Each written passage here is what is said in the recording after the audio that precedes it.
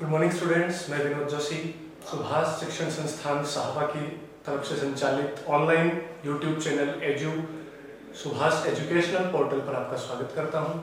आज हम class 10th की मैथमेटिक्स की 11th चैप्टर से एक बहुत ही इंपॉर्टेंट चैप्टर जो है सिमिलैरिटी चैप्टर, उसके एक इंपॉर्टेंट थ्योरम के बारे में बात करेंगे, थेल्स थ्योरम, या जिसको अपन बीपीटी नाम या बेसिक प्रोपोर्शनलिटी थ्योरम के नाम से भी जानते हैं, बीपीटी।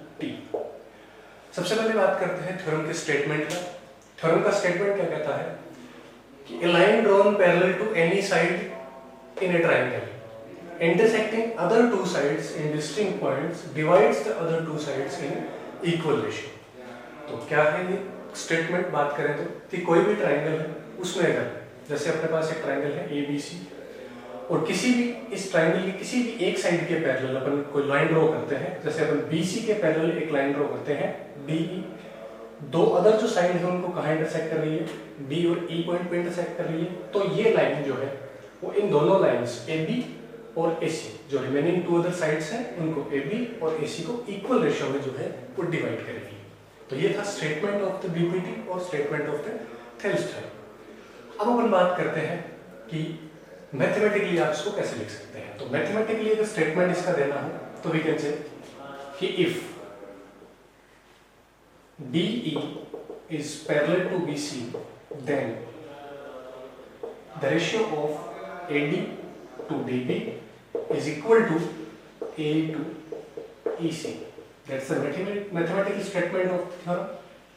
Now, इस थ्योरम को प्रूव करने से पहले अपने को कुछ बेसिक कंसेप्ट पढ़ने हैं जो अपन इस थ्योरम को प्रूव करने में यूज करेंगे। तो व्हाट आर दीज कंसेप्ट्स, उनकी बात करते हैं अपन।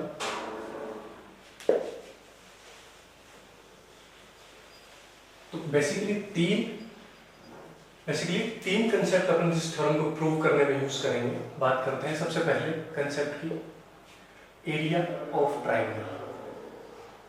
एरिया ऑफ ट्राइंगल बिल्कुल क्लास 6 से अपन इसको पढ़ते आ रहे हैं। तो what is the formula of area of a triangle? It is given by half into base of the triangle and corresponding height. तो पहला कंसेप्ट जो यूज करेंगे थ्योरम में वो है एरिया ऑफ ट्राइंगल। चलिए इसकी बात करते हैं अपन। अपने पास कोई ट्राइंगल है PQR। अब इस ट्राइंगल PQR का एरिया पता करने के लिए, एरिया कैलकुलेट करने के लिए अपन इस ट्राइंगल की तीनों साइड्स में से किसी भी एक साइड को इसका बेस कंसीडर कर सकते हैं। चलिए अपन मानते हैं कि QR इस ट्राइंगल का बेस है। QR को कंसीडर करते हैं एक बार बेस। तो what will be the height of triangle? Simply कि जिस भी साइड को आप बेस कंसीडर करो उसके अपोजिट वर्टेक्स से इस साइड पे, अपने बेस पे एक परपेंडिकुलर लाइन ड्रॉ करो और length of that perpendicular line से the perpendicular is PM, तो length of this perpendicular line will be height of the triangle corresponds to the side QR. तो what will be the area of this triangle PQR? half base अपने consider किया है QR को और height क्या हो जाएगी बच्चों? अपोजिट वर्टेक्स P से QR पे perpendicular distance, that is PM। इसी तरीके से अगर अपन किसी दूसरी साइड को बेस कंसीडर करें, से अपन बात करें कि PR को बेस कंसीडर कर लेते हैं, तो हाइट क्या होगी? तब हाइट PM नहीं होगी, तब क्या होगी कि PR के अपोजिट जो वर्टेक्स है Q, उससे अपन इस बेस पे, जिसको अपन बेस मान रहे हैं, परपेंडिकुलर ड्रॉ करेंगे, से this is QN, the foot point of perpendicular is N। तो हाइट क्या हो जाएगी? QN। क्यों? क्योंकि बेस अपने ले रखा है PR के अपोजिट वर्टेक्स कौन है? Q है। तो area of the triangle will be half, base क्या मान रखा है? PR and height is QN। तो पहला कंसेप्ट ये था जो अपन यूज करेंगे to prove basic proportionality theorem. दूसरा जो कंसेप्ट है वो है एरिया ऑफ ऑब्ट्यूज ट्राइंगल। तो नेक्स्ट कंसेप्ट क्या यूज करेंगे? Area of obtuse triangle. Formula बच्चों ऑब्ट्यूज ट्राइंगल का भी एरिया कैलकुलेट करने के लिए सेम रहता है, half into base into height. Formula same है, half into base into height, लेकिन थोड़ा इंपॉर्टेंट रहेगा ये। Let's draw an obtuse triangle. कोई भी एक ऑब्ट्यूज ट्रायंगल ड्रॉ कर लेते हैं।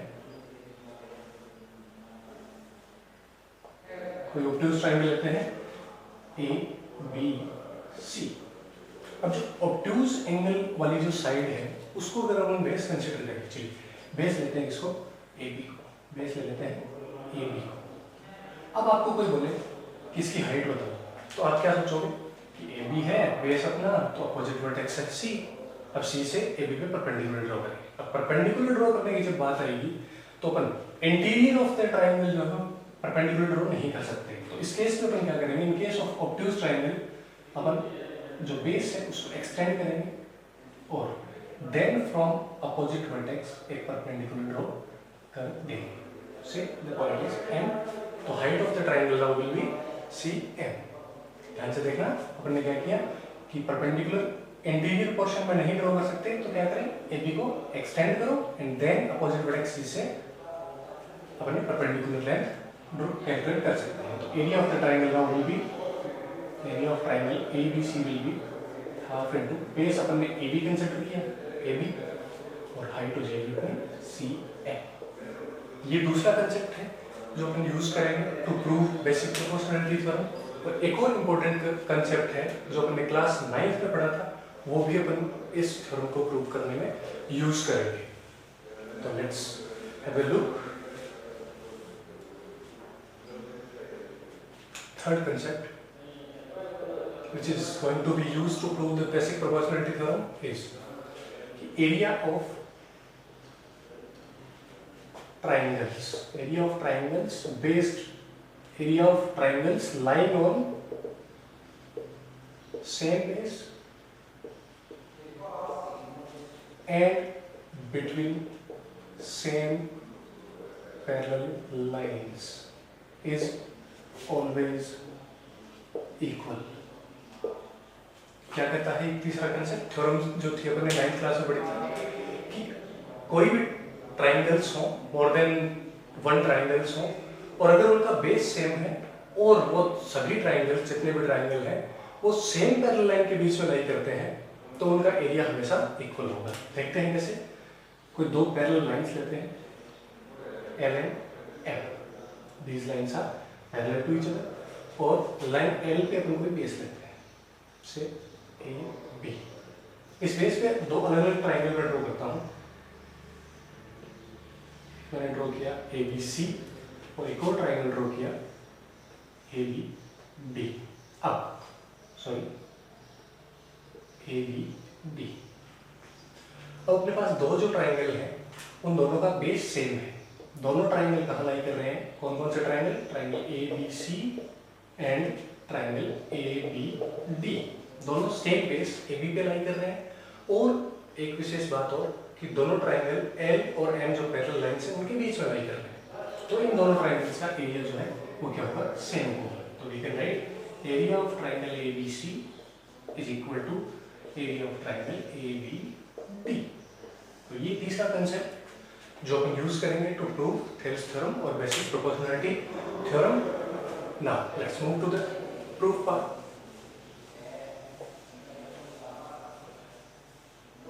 सबसे पहले लिखते हैं बच्चों गिवन, जो भी अपने को गिवन है तो गिवन लिखते हैं। गिवन है कि डी लाइन जो है is parallel to BC, okay. और टू प्रूव अपने को क्या करना है कि ratio of AD to DB is equal to AD to EC, ये अपने को प्रूव करना है, ओके। तो चलिए अपने को प्रूव जो करना है ये अपना टर्म इक्वेशन है। इस इक्वेशन में LHS जो टर्म है, लेफ्ट हैंड साइड वाली जो टर्म है उसमें AD है और DB है। अब AD जो आपकी साइड है वो तो ट्रायंगल ADE में कंसिस्ट करती है, ADE ट्रायंगल में AD साइड आ जाएगी, लेकिन जो डिनोमिनेटर टर्म है DB वो किसी भी ट्रायंगल का पार्ट नहीं है। सिमिलरली RHS में भी AE जो है वो ADE ट्रायंगल का पार्ट है, एक साइड है, लेकिन EC जो है वो किसी भी ट्रायंगल की साइड नहीं है, किसी भी ट्रायंगल की साइड नहीं है। तो अपने क्या करें, कुछ कंस्ट्रक्शन करते हैं, लिखते हैं कंस्ट्रक्शन पार्ट जो है वो लिखते हैं क्या, DB किसी भी ट्रायंगल की साइड नहीं है और EC किसी भी ट्रायंगल की साइड नहीं है। तो कुछ पॉइंट D को ज्वाइन करते हैं C से और पॉइंट B को ज्वाइन करते हैं ई से। कंस्ट्रक्शन में लिखेंगे join point D to C and B to E। Okay, तो अब ट्राइंगल DBC में तो अपने पास DB आ गया है और DEC में जो है वो अपने पास क्या आ गया है, EC आ गया है। DEC में अपने पास EC आ गया और DBE में या DEB में जो है वो क्या आ गया, DB आ गया। दूसरा एरिया कैलकुलेट करना है तो अपने को ट्राइंगल्स की हाइट भी चाहिए। एरिया कैलकुलेट करने के लिए ट्राइंगल्स की हाइट भी चाहिए। तो AD ट्राइंगल के लिए अगर हम AD बेस कंसीडर करें तो हाइट जो होगी अपोजिट वर्टेक्स E से परपेंडिकुलर ड्रॉ करते हैं, से दिस पॉइंट इज M। और अगर AE बेस कंसीडर करते हैं तो अपने को अपोजिट वर्टेक्स D से परपेंडिकुलर ड्रॉ करना पड़ेगा, से द पॉइंट इज M। तो these are the constructions required to prove this theorem. First one is join point D to C and B to E, and second construction will be draw perpendiculars from D and E on AE and AD side respectively। कहाँ से? D से तो अपन ने AE side पे perpendicular draw किया और E point से अपन ने AD साइड पे परपेंडिकुलर ड्रॉ कर लिया। दैट्स इट, कंस्ट्रक्शन पार्ट अपना कंप्लीट। अपन मूव करते हैं इसके प्रूफ पे।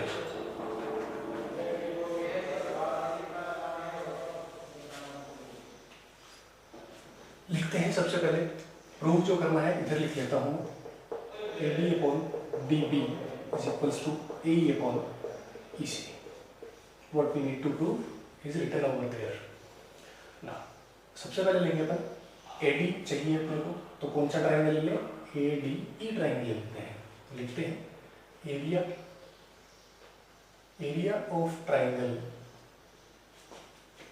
ADE is given as half into base। अब AD चाहिए अपने को तो बेस भी क्या लेंगे बच्चों, AD। क्या लेंगे, AD। तो बेस लिया अपन ने AD, और अगर बेस AD लिया तो इसकी हाइट क्या होगी, AD ट्राइंगल की हाइट हो जाएगी अपोजिट वर्टेक्स E से परपेंडिकुलर, दैट इज EM। तो multiplied by EM, that's the area of ADE triangle. See this is equation first. Now अपने को चाहिए DB, अगला क्या चाहिए, DB चाहिए। अब DB कौन सा ट्राइंगल में, DBE ट्राइंगल में। तो ना area of triangle DBE is equals to half. Base क्या लेंगे, बेस DB लेंगे क्योंकि रिक्वायरमेंट जो है वो DB की है, तो बेस लेंगे DB, बेस इज DB। अब बात करते हैं हाइट की। ऑब्ट्यूज ट्राइंगल वाला जो कंसेप्ट देखा था उसको रिकॉल करें कि अगर बेस DB है तो हाइट क्या होगी, अपोजिट वर्टेक्स E से परपेंडिकुलर ड्रॉ करें DB पे। लेकिन ये ऑब्ट्यूज ट्राइंगल है तो आपको क्या करना पड़ेगा, DB को एक्सटेंड करना पड़ेगा, जो कि पहले से ही एक्सटेंडेड है। DB जो है पहले से ही पॉइंट A की तरफ एक्सटेंडेड है, तो E से परपेंडिकुलर अपन ने पहले से ड्रॉ कर रखा है। तो EM की हाइट हो जाएगी DEB ट्राइंगल की। DB ट्राइंगल की भी क्या हाइट हो जाएगी, EM हो जाएगी, क्योंकि अपोजिट वर्टेक्स कौन है, E है, और E से DB पे डायरेक्ट परपेंडिकुलर ड्रॉ नहीं कर सकते, तो एक्सटेंड करना पड़ेगा, और पहले से एक्सटेंडेड है, तो EM हाइट हो जाएगी DBE ट्राइंगल की भी, अगर बेस कौन है पर DB है, तो height will be again EM। से this is equation second. Now dividing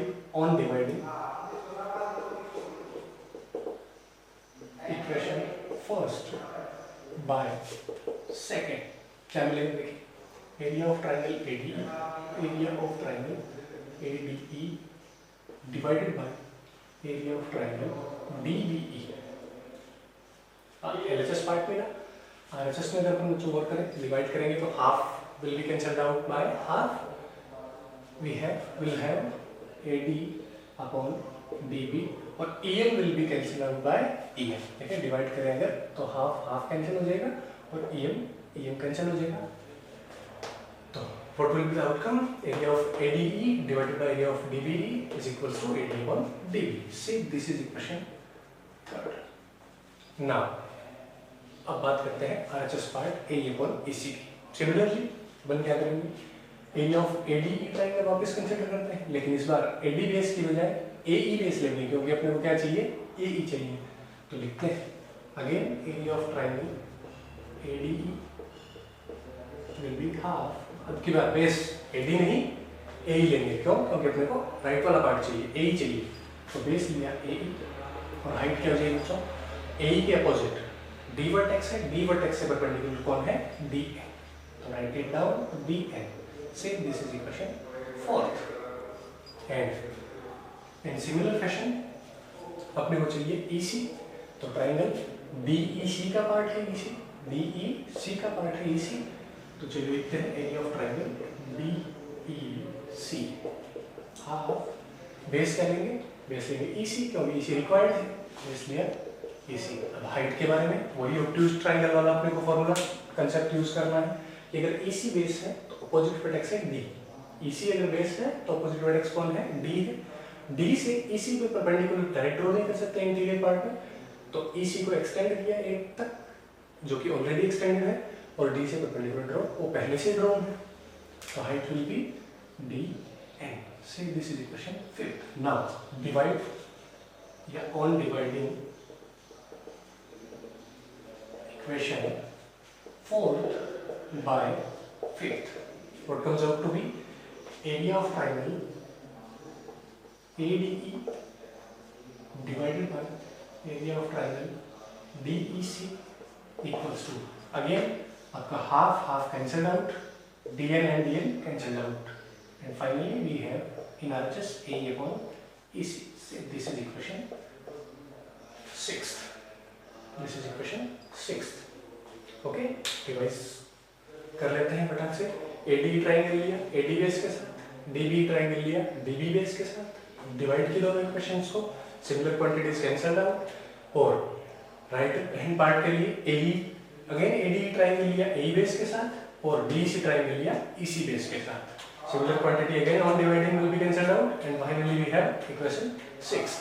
now अब इक्वेशन 3rd और इक्वेशन 6th को अगर गौर से देखें तो जो रिक्वायर्ड अपने को टर्म्स थी वो दो अलग अलग इक्वेशन में आपके पास है, AD अपॉन DB भी आ गया और AD अपॉन EC भी आ गया, लेकिन प्रॉब्लम कहाँ? LHS पार्ट में, क्या कि इधर न्यूमरेटर है area upon ADE, area of ADE, और यहाँ भी न्यूमरेटर है एरिया ऑफ ADE, लेकिन यहाँ इक्वेशन 3rd में एरिया ऑफ DBE है और यहाँ है एरिया ऑफ DEC। अगर एरिया ऑफ DBE की जगह DEC होता या DEC की जगह DBE होता तो अपन ये बोल सकते थे कि दोनों इक्वेशन जो है वो इक्वल है, लेकिन अभी नहीं है, तो अपन अपना कंसेप्ट यूज करेंगे 3rd, कौन से वाला? Area of triangles based on same base, lying on same base and between same parallel lines is always equal. तो 3rd इक्वेशन को कोट करते हैं जो चाहिए, और इक्वेशन 6 रखते हैं जो अपने को चाहिए। इक्वेशन 6 को मैं ऊपर लिख देता हूँ, area of triangle ADE divided by area of triangle DEC equals to AE upon EC। ये थी बच्चों आपकी 6th इक्वेशन। चलिए इन दोनों को इक्वल करने के लिए हम क्या करते हैं? 3rd कंसेप्ट यूज करते हैं अपना कि ट्राइंगल DEB या DBE कौन से बेस पे है? DE बेस पे, और ट्राइंगल DEC भी कौन से बेस पे है? DEC बेस पे है, और ये अपने को गिवन है कि D जो है वो पैरेलल है BC के, तो ये दोनों ट्राइंगल कौन कौन से? DEB और DEC जो है वो सेम बेस पे लाई कर रहे हैं और सेम पैरेलल लाइंस के बीच में लाई कर रहे हैं, तो एरिया इनका क्या होगा? इक्वल होगा। तो फ्रॉम थ्योरम क्या बोल सकते हैं अपन कि area of triangles on same base and same line between and between same parallel lines is always equal।